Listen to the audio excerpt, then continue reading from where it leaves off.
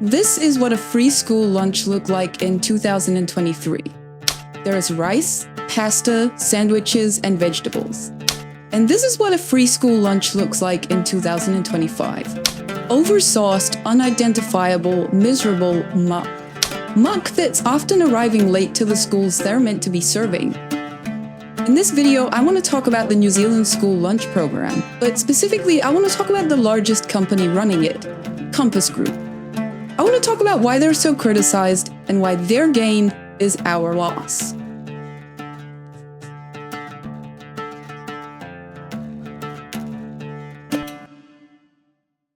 Nelson Mandela once said that there can be no keener revelation of a society's soul than the way in which it treats its children. And if I could add a comment, it would be, in blaming those too vulnerable to care for themselves than their children speaks more about our selfishness than it does about the hopelessness of poverty. Let's start in 2012, when MP Whatu Ora proposed the Feed the Kids bill, which aimed to provide free breakfasts and lunches for students in the country's lowest income schools. Though the bill had public support, under the national-led government of the time, it did not pass into law. Until 2020, New Zealand did not have a centralized school meal program. While some schools ran breakfast programs, these were locally managed and not funded by the central government. This changed in 2019 when the Labour-led government introduced Ka Ora Ka Ako, New Zealand's nationwide school lunch program. It initially aimed to provide free meals to 20,000 students by 2021, but by 2023 the program was feeding over 220,000 students across nearly 1,000 schools. Upon the election of the right-wing coalition government in 2023, a review of Ka Ora Ka Ako was announced, with high costs and claims of inefficiencies cited as the cause. Associate Education Minister David Seymours argued that the program was too expensive and had little measurable impact on school attendance or achievement. It was around this time that David Seymours declared sushi as being woke, but then went on to promote chicken katsu, which leaves me absolutely bewildered on what the hell he actually meant by that. Oh, look, if you don't get that sushi's woke, I don't know how to wake you up. Still, these comments were met with pushback, with many principals of Kiwi schools arguing that free lunches reduced truancy. Our tamariki not attending school because we don't have the program running is a real concern for us, as it is for many of our kura within Ngāti. Despite these warnings, Seymours pushed ahead with his plans, and in May 2024 he unveiled a restructured version of Ka Ora Ka Ako, reducing costs by 26% from $325 million down to $239 million annually, by limiting meal variety and shifting to a $3 per meal model, down from $8.90 per meal previously, reducing spending per meal by 66%, which seems disproportionate if you ask me. Despite criticism from nutrition advocates and opposition parties, the government moved forward with the new model and launched it at the start of the 2025 school year. The rollout of the new system faced immediate problems. School staff are spending hundreds of dollars of their own money on pizza, fruit and muesli bars to feed students left hungry as the government's free school lunch program hits snags in its first week. One News has spoken to schools where lunches have been several hours late. The beef bolognese arrived on time at Auckland's Macaulay High School today, but yesterday was a disaster, says the principal. Students normally eat here at 11, but the food didn't turn up until 2:30. In early February 2025, multiple schools reported issues including late deliveries, food quality concerns, incorrect dietary options such as ham and halal meals, and even uncooked food. This boiled to a head with accusations of Islamophobia when Compass admitted that their meals were not halal certified but were quote-unquote halal friendly. As if it couldn't get worse than that, food provider Compass, part of the School Lunch Collective which has been contracted to deliver the meals, ended up serving pies and pita pits to students while it got on top of its food production. And tomorrow, around 100,000 school kids are getting pies. Today, the company in charge, Compass Group, told schools that while the pies would not meet nutritional guidelines, it'd be a one-off, while the company tries to get on top of the food production and supply issues it's been having. I know that our students will love the pies, but it's not really the message that we want to be sending. I grew up eating pies and I feel quite healthy. People eat things all the time that don't necessarily eat nutritional guidelines. Me and a bunch of other MPs are case in point of that. I actually have no problem with a kid having a pie for lunch. Well, it's showing contempt for young people who really deserve to have a free and healthy lunch at school. This just shows that Christopher Luxon and David Seymours are putting short-term profit gains at the expense of the well-being of our children. In a statement sent to schools and Radio New Zealand, Compass said that it had reached the end of its 3-week menu, and until then, pies would be served as a one-off, and fruit would be provided to students 13 years and older. David Seymours said the pies would be a one-off and not part of the long-term program, saying, "First of all, it's partly a celebration of 1 million. It's been a huge thing to stand up 123,000 meals delivered hot every day to hundreds of schools, often in remote locations. Let's celebrate." To be clear though, this isn't a celebration, it's a catastrophe. Schools are being forced to purchase their own meals to feed students. Compass Group, the primary food supplier, acknowledged logistical failures, promising to address the concerns and reimburse affected schools. While Seymour admitted there were teething issues, he defended the cost-cutting measures as necessary to reduce government spending. So, what actually had to change to bring us to this point? The first and biggest change was moving away from a decentralized, localized industry and locking the school lunches into a centralized global economy. As mentioned earlier, Compass Group is only the largest company handling the school lunch program, running it with a number of other Kiwi-based companies. Before the 2025 overhaul of the Ka Ora Ka Ako school lunch program, 75 local suppliers provided meals to students across New Zealand, supporting small business and local economies.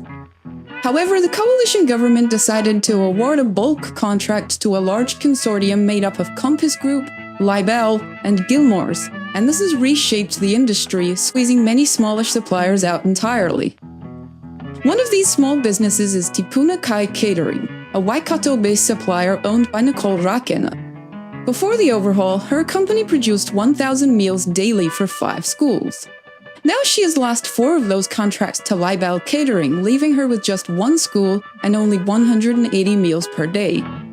As a result, 15 of her staff will lose their jobs and her company faces an uncertain future. Tipuna Kai is not alone. The Ministry of Education has confirmed that 49% of existing suppliers will not be offered contract extensions under the new model. This shift impacts locally owned businesses by seeing them replaced by large multinational corporations with questionable track records. Investigations by journalist Cecile Meyer found that both Compass Group and Libel have historically struggled to meet quality expectations. Between 2022 and 2024, Libel lost 1/3 of its school contracts and Compass Group lost 1/4, largely due to poor food quality and service issues. Despite these failings, both of these companies were chosen over local businesses that had built strong relationships within their communities. Beyond the economic fallout, which is stripping millions of dollars from regional economies, the shift to a centralized supply chain has also caused operational problems. The first weeks of the 2025 school year were marked by delivery delays, with some meals arriving so late that students did not receive their lunches until the end of the school day. We've got some teething problems, but nothing that we're concerned about and being able to address. Every day we're learning, and really, candidly, it's about the journey mapping. The program's real test will be next week when most schools are back. Be 4 or 5 times larger. So if they were struggling with what we saw yesterday, my confidence that they could supply food to all the schools next week, it's challenged at the moment. At Auckland's Henderson Intermediate, the principal ordered pizza when lunches didn't arrive on time. This logistical failure is a direct consequence of moving away from local, decentralized catering. Research from the University of Auckland and Te Pūkenga Eastern Institute of Technology further reinforces the downsides of this model. Their study found that schools with on-site cooks preparing fresh meals had significantly higher student participation and engagement with the lunch program, even among those who were initially hesitant to take part. In contrast, schools relying on external caterers reported lower meal uptake and more negative student perceptions of the food. The government's decision to outsource meals to large corporations has not only undercut local business and dealt a blow to regional economies, but it has also resulted in worse outcomes for the very students the program is designed to serve. This brings us back to that glaring discrepancy in the government's cost-cutting rationale. Seymours' restructuring of Ka Ora Ka Ako slashed the budget by 26%, but the amount spent per meal has plummeted by 66%. During the 2024 overhaul, David Seymours outlined the changes to the program by saying, "The ministry, with advice from an expert advisory group of commercial and not-for-profit experts in procurement, logistics, and contracting, child welfare and nutrition, are assisting officials to ensure children will receive food that is nutritious and satisfying. I'm confident that by embracing innovation and commercial expertise, we'll be able to deliver a school lunches program that is nutritious and saves $107 million each year." Sure, taxpayers are saving $100-something million a year, but not because of an embrace of innovation or commercial expertise or experts in procurement and logistics.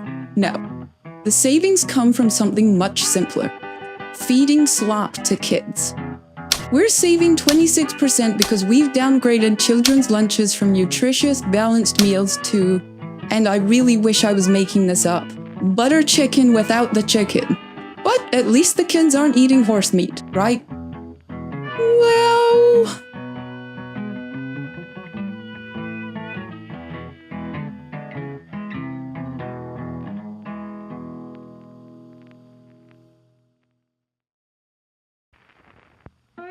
Okay, up front, no, I'm not suggesting that school kids are eating horse meat. But that's not yet a possibility that's been ruled out.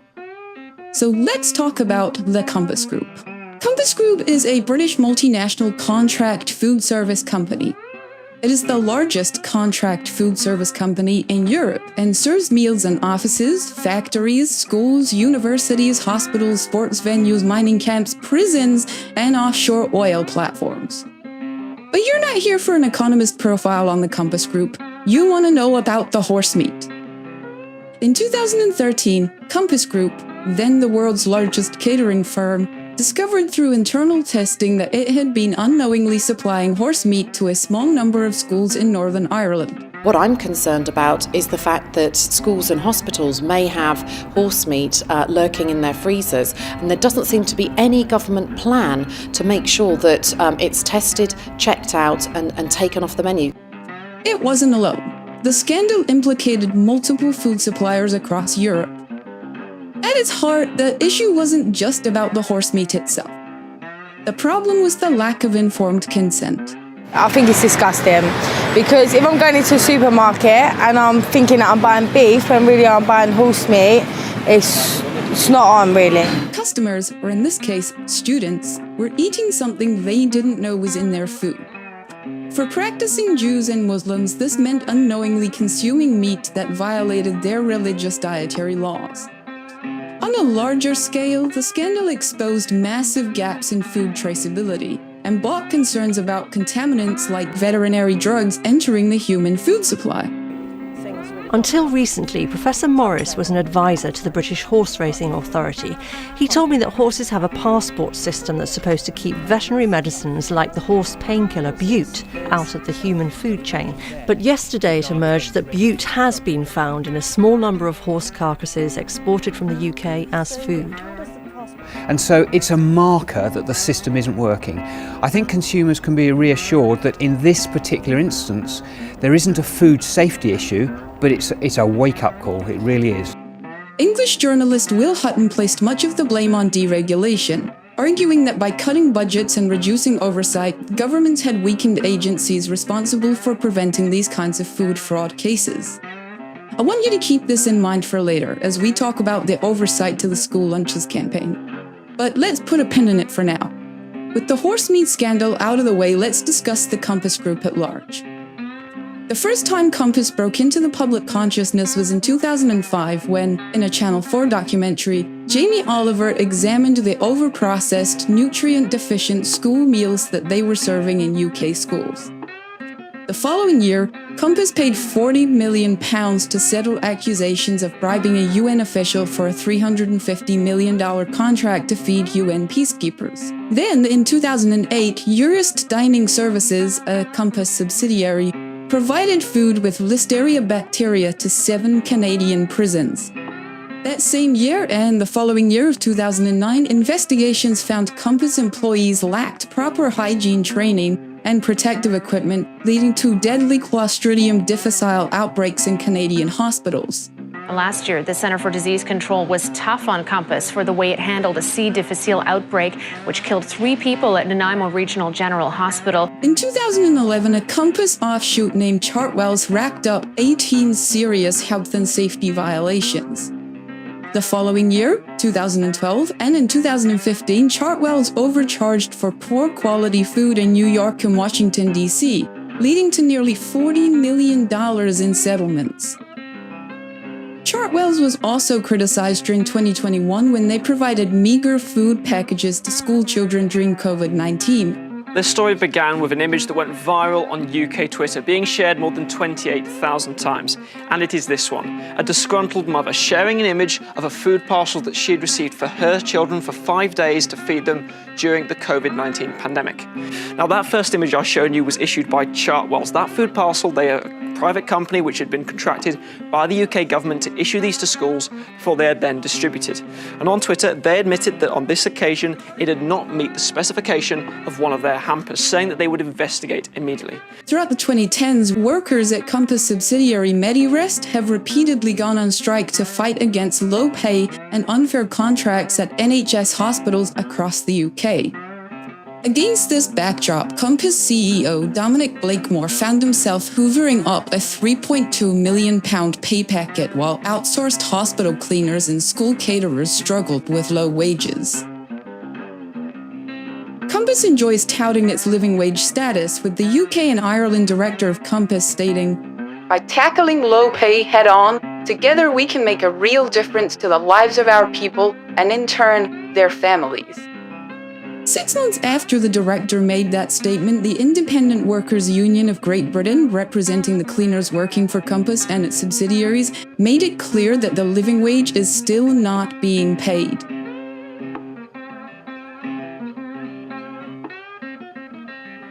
The shady working practices of Compass extend beyond underpaying their contractors.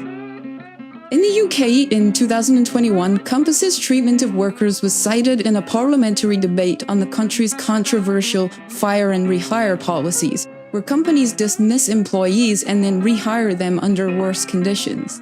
One of the most egregious examples of this involved hundreds of outsourced workers at the UK Ministry of Defence who were forced to choose between a steep pay cut or immediate job loss.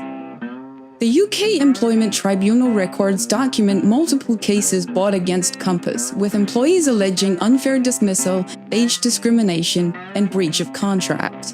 The company's poor labour practices extend far beyond the UK. When Compass entered the Australian healthcare sector in 2014, the Australian Workers' Union released a fact sheet detailing the company's global track record of exploitative employment practices. This report highlighted how Compass takeovers in Canada, the US, and Ireland all followed a similar pattern. Firing and rehiring staff on contracts with reduced benefits, slashing wages by up to 50%, and increasing job insecurity. Outside of their shady working practices and unidentified mystery meats, the contracts that Compass holds are, questionable, to put it politely. One of its subsidiaries, ESS Support Services Worldwide, provides services to the oil, gas, mining, and construction industries, as well as to the defence sector. This includes contracts with the New Zealand Defence Force through the New Zealand Defence Industry Association, an association that also counts Cubic Defence among its members. Cubic Defence is a US-based military contractor with a New Zealand subsidiary and specializes in military communication systems and trainings. Cubic's history in New Zealand is also quite controversial. Previously known as Oskmar, the company was embroiled in a customs investigation in 2005 after leaked documents suggested it had illegally exported intellectual property to manufacture laser detection harnesses, violating military export regulations. This followed a failed bid to export military equipment to Israel's Ministry of Defense, which New Zealand officials rejected due to concerns that it could escalate regional conflict. Despite this, Cubic has maintained strong financial ties in New Zealand with ongoing government funding through the Callaghan Innovation Fund. Let's finish this section up by talking about BlackRock, one of the largest investment companies in the world. BlackRock is one of the largest shareholders in Compass Group, which is kind of unsurprising, I guess. I mean, BlackRock owns literally over $1 trillion in assets, so fair play. But what gets me is that National MP Stuart Smith has declared financial interest in BlackRock, meaning that any policy that positively affects Compass will positively affect BlackRock, which will positively affect Stuart Smith, who is part of the current government dishing out contracts that positively affect Compass. And they are being positively affected. Compass is traded on the London Stock Exchange, and oh boy, they sure aren't going hungry, unlike the school kids.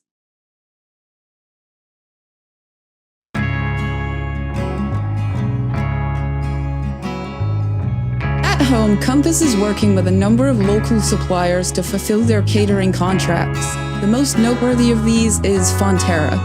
Fonterra is the country's largest dairy co-op and is involved in preparing the food for the school lunches. While Fonterra's involvement is obvious, it's worth noting that two MPs, Grant McCallum and Barbara Kuriger, both hold financial stakes in Fonterra. Again, any cost-saving measures or policy decisions that boost Fonterra's profits could also benefit these MPs personally. Beyond the financial entanglements, Compass Group's efficacy as a food provider remains highly contested. Between 2004 and 2017, Compass was the primary caterer for the Canterbury District Health Board.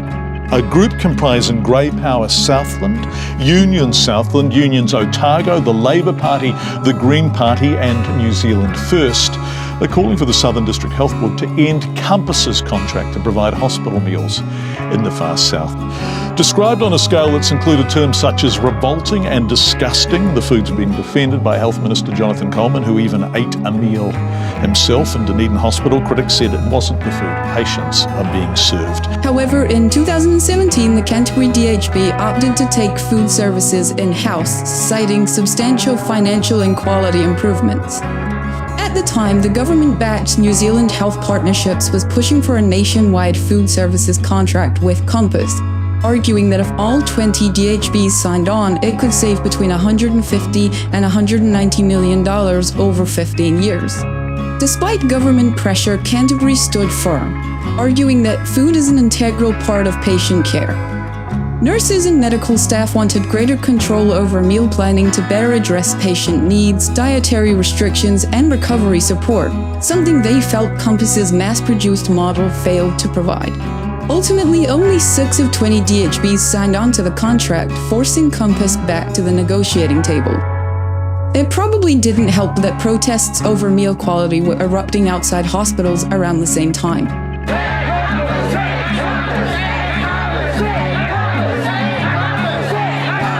5 years after dropping Compass, the former Canterbury DHB claims that it has saved millions of dollars in cost and improved the quality of the meals. In 2018, the Auckland DHB carried out a full review of inpatient food services. Through that review, they uncovered ongoing and significant risk to patients with food allergies. A spokeswoman for the Auckland DHB said that there were times when patients with allergies or dietary requirements got the wrong meal.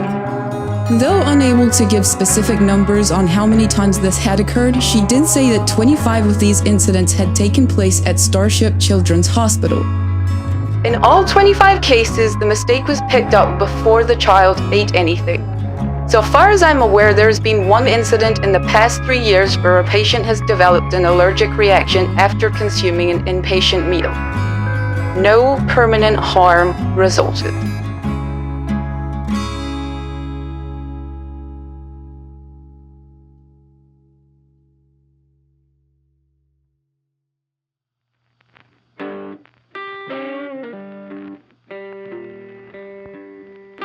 In the last video, we talked about the role that think tanks are playing in the rollout of crypto-fascism across the globe. In that video, we honed in on two specific think tanks, Atlas and the Frontier Center. In short, the Atlas Network is a think tank that takes money from big industry, like tobacco companies, and redistributes it to smaller, more localized think tanks who use that money to fund articles or advertising in favor of said industry. One of these articles, for example, is the 2012 smash hit called "Price Gouging is Good." I want to say that it's a complicated think piece that examines the human psyche and helps me understand the libertarian vision, but it's basically just the headline stretched out over 2 paragraphs. This Pulitzer piece was authored by Peter McCaffrey, the founder and president at the Alberta Institute. Peter would continue to write about government-funded school lunches within the Kiwi context.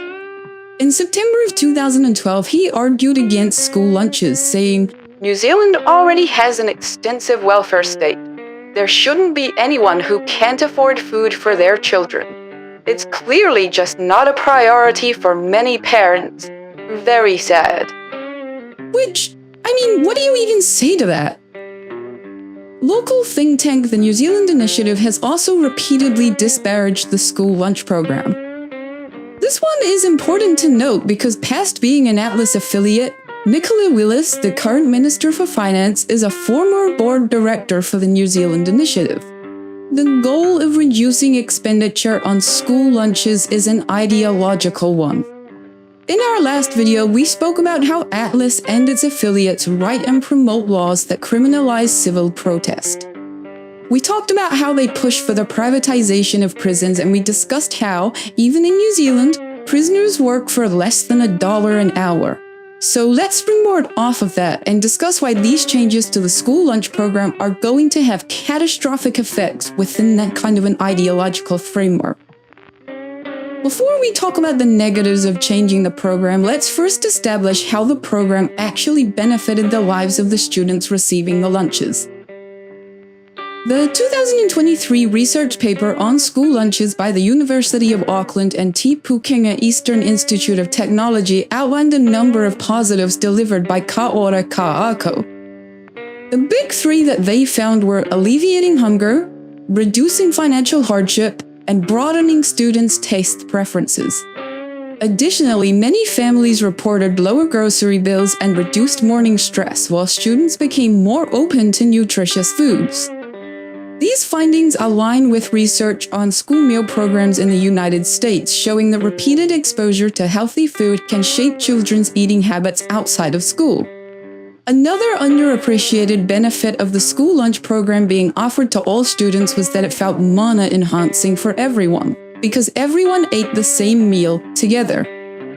Whatu Ora College Deputy Principal John Top told Radio New Zealand that he feared that if the program was restricted to only the lowest income students, that those students wouldn't take the meal out of shame. Within the 2023 study, one grandparent said, "Before the program came along, if my mokos didn't have lunch, I wouldn't let them go to school because I didn't want them going to school knowing that Timmy's eating lunch and my moko is not. My kids love coming to school, but I'm not gonna lie, I'm going to say it's because they get the lunches at school." In one article, David Seymours quotes a 2023 report by the Treasury that failed to link improved attendance to the school lunch program. But if I have to choose between a research paper conducted by the University of Auckland and Te Pukenga Eastern Institute of Technology or a report by the Treasury, I'm going with the university. Still, I'd feel opaque if I didn't mention it, at least. In that same article, though, attendance officer Mose Skipworth agreed that the lunches helped to keep kids in school. "A lot of people are just seeing students not showing up to school, not sitting in the seats, but I think what they're not seeing is that those kids didn't have dinner, or they haven't had lunch, or they haven't had breakfast." A year later, in May of 2024, Green Meadows Intermediate Principal Kathy Chalmers told Radio New Zealand in an article that she was very pleased that the school lunch scheme would continue under the coalition government, and she believed that it contributed to getting kids returning to school. In our previous video, we spoke about how it often feels like Seymour's political approach is say one thing, then do the opposite. This kind of feels like that. In March of 2024, David Seymours warned an Education Select Committee that if the truancy crisis was not solved, it would leave an 80-year shadow of negative effects.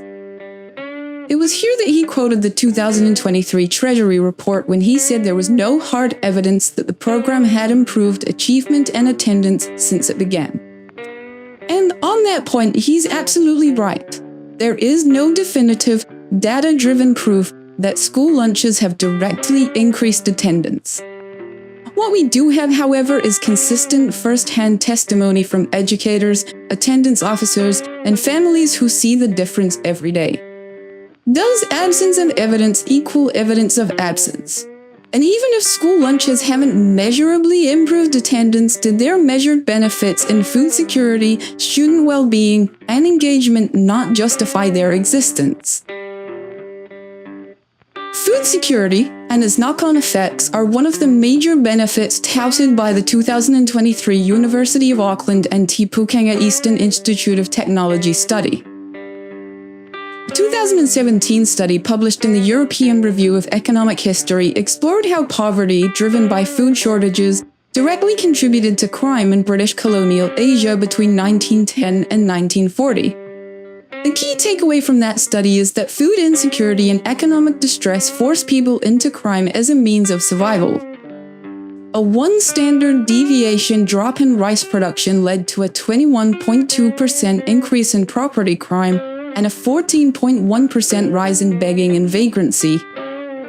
These ideas were expanded upon in an April 2020 research paper from the College of Medicine and Public Health, Flinders University in South Australia, and School of Public Health, Curtin University in Western Australia, where the authors noted that the causes of food insecurity lay largely outside the influence of the health sector, but the health consequences are serious and substantial.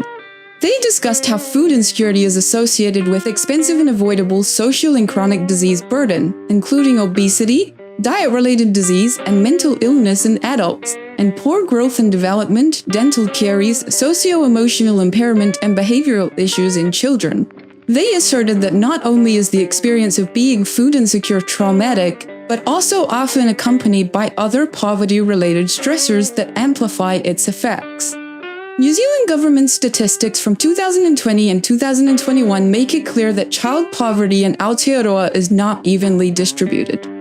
The Salvation Army says New Zealanders are worse off than they were a year ago, as food and housing have become increasingly difficult to afford. The charity's released its State of the Nation report for 2025, which found that food insecurity among families with children has increased, and they found half of all Pacific children often or sometimes go without food.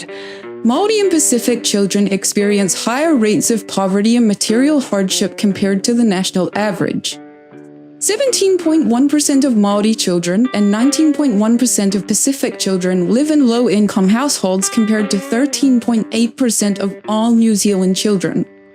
These households are households with less than 50% of the median equivalized disposable income before housing costs are deducted. Further, nearly 1 in 5 Māori children, 19.5%, and over 1 in 4 Pacific children, 26.1%, lack essential items compared to just 11.3% of all New Zealand children. In 2024, as the Ka Ora Ka Ako program was being overhauled, a Ministry of Education official admitted that the alternative model for the government's free school lunch program was unlikely to be as nutritious as before.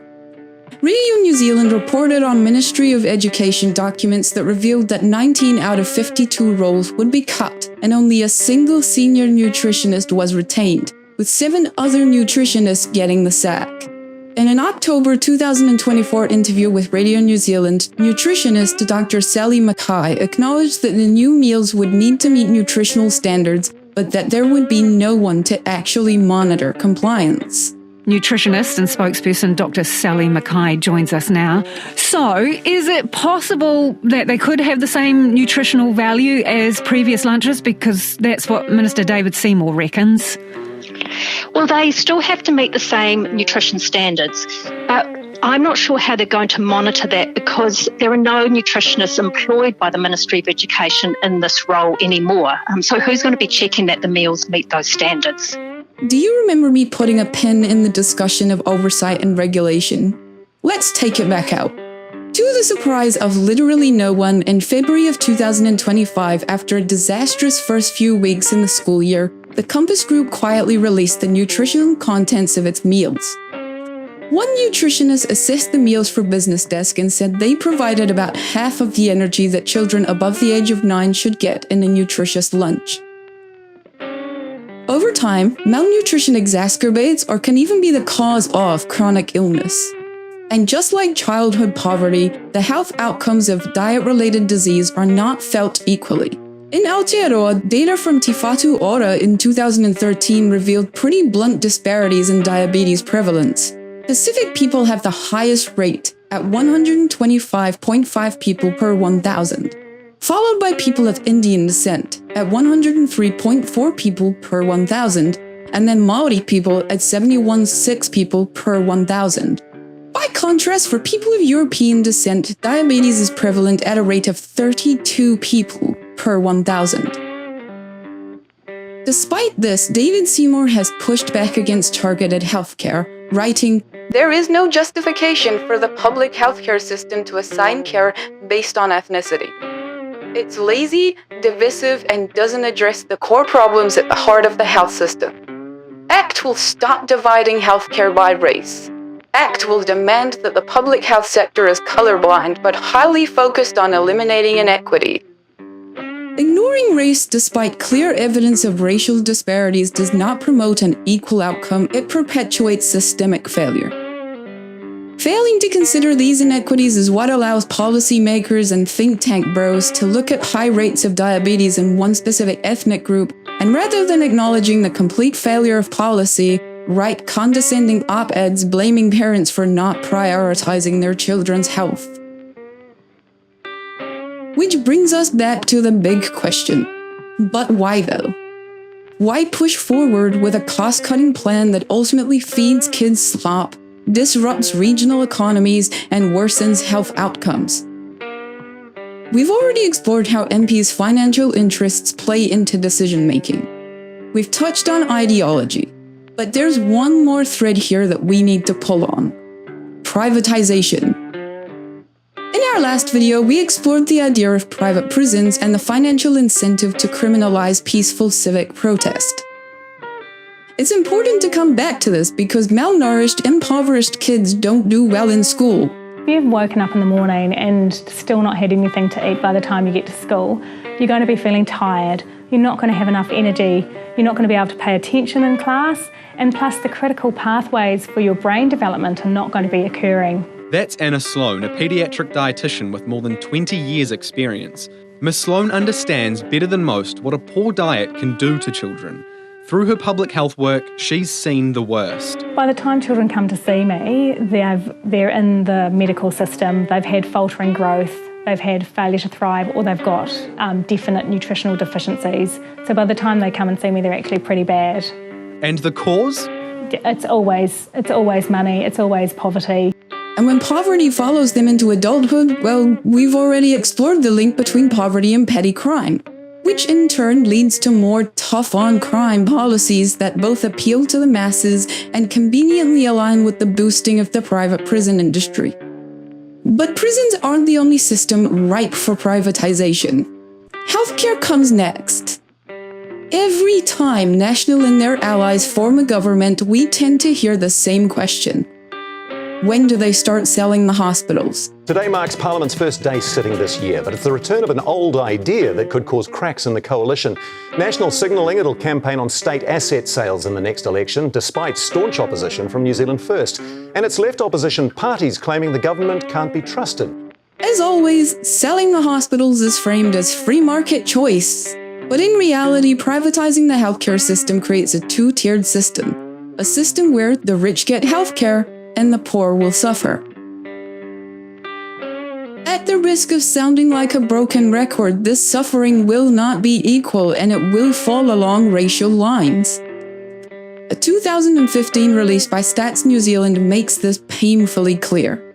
The median net wealth of European people is $114,000, more than 3 times that of the Asian population at $32,000, 5 times that of Māori at $23,000, and 9 times greater than Pacific Islanders at $12,000.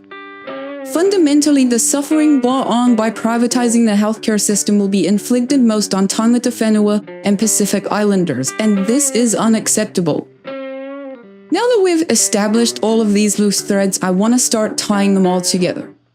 Nutrient-deficient food leads to malnourishment. Malnourishment contributes to chronic illnesses like diabetes. Diabetes is more prevalent in Indian, Māori, and Pacific communities. These same communities are often far less wealthy than Europeans.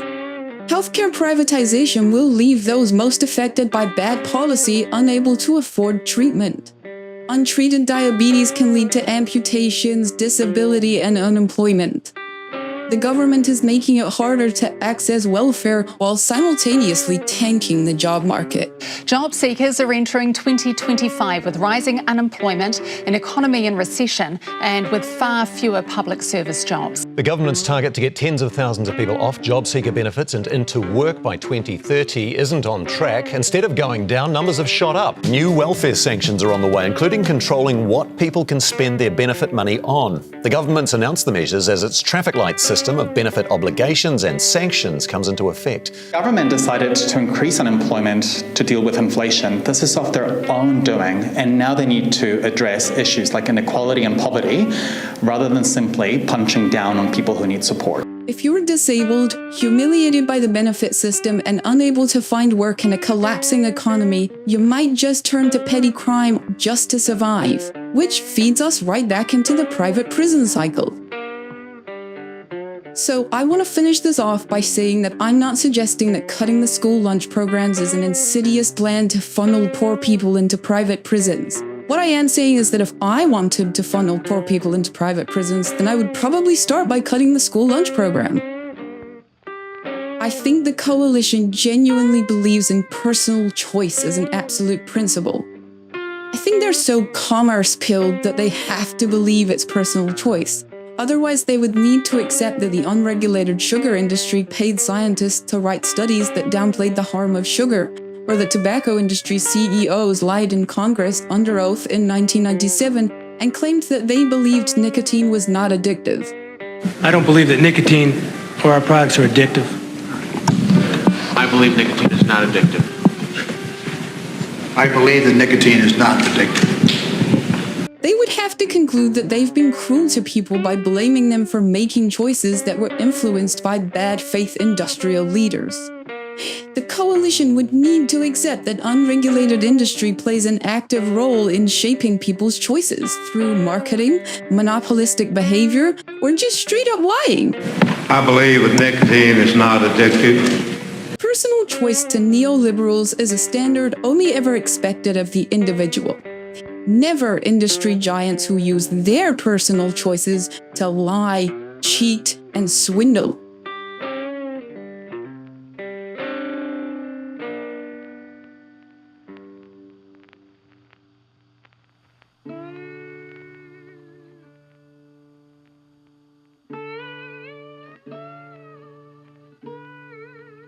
I want to acknowledge that there were flaws under Labour too.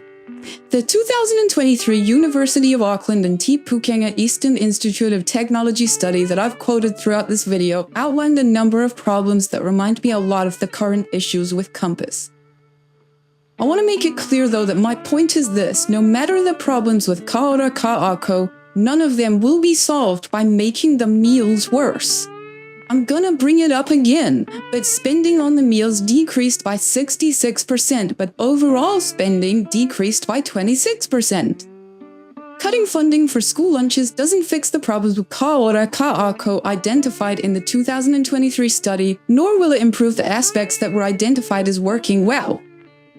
The issues raised, things like lack of variety in meals, perception of overly healthy food, and lack of consultation, these aren't going to be fixed with budget reductions. One major concern was that students and caregivers felt like there was a lack of variety in the school lunches, leading to lower uptake of the program. Reducing funding will result in fewer menu options and lower food quality. More so, in the report, some parents struggled with getting their children to eat the provided meals, and this was often due to preconceived notions that healthy food is not tasty. This issue is a behavioral one rather than financial. Budget cuts are not going to fix this and will only make things worse by making meals even less appealing. Another issue noted in the 2023 study was the lack of communication between schools and families regarding the program. Parents express frustration about not receiving enough information about weekly menus or the vision of the program. Again, reducing funding does not improve this. So, absolutely, school lunches kinda always had issues, but none of these issues are solved by slashing funding, and Labour isn't in power anymore, so shouting at them doesn't mean anything.